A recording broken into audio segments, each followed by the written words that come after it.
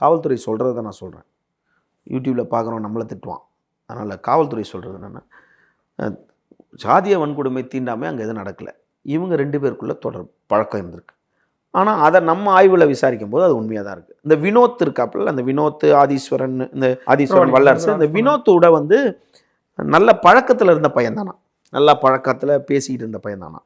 But இவன் கல்லூரி போகும்போது நண்பராக எல்லாரும் இருந்தாலும் அவனுங்க அதான் அவங்க பாலிசி ஆதிக்க ஜாதின்னு சொல்லிட்டு போகிறவனை மிரட்டிக்கிட்டே இரு. இவன் வந்து பின்தங்கியன்றவன்றனால இவன் கல்லூரி போய் படிச்சுட்டு மேலே வரான். நீ இவனை குறை சொல்லிக்கிட்டே இருக்க. இப்படி இந்த பார்வையிலே நம்ம பார்க்கலாம். நான் படிக்கிறேன்டா, நான் படிச்சுக்கிட்டு இருக்கேன், எங்கள் குடும்பத்துக்காக படிச்சுக்கிட்டு இருக்கேன், எனக்கு இன்னும் படிப்ப முடிக்கல, நான் உன் கூட சேர்ந்து குடிக்க முடியாது அப்படின்னு இந்த பையன் ஒதுங்கியிருக்கலாம். எப்பவுமே நண்பர்களுக்குள்ள ஒரு நண்பர்னால எல்லாருக்கும் தொல்லையானா அந்த நண்பரை பெரும்பாலும் அவாய்ட் பண்ணிட்டு போவாங்கல்ல. அது ஊராக இருந்தாலும் சொந்தமாக இருந்தாலும் யாராக இருந்தாலும். அப்படின்னும் போது இவன் போகும்போதே தொல்லை கொடுத்துட்டாங்க.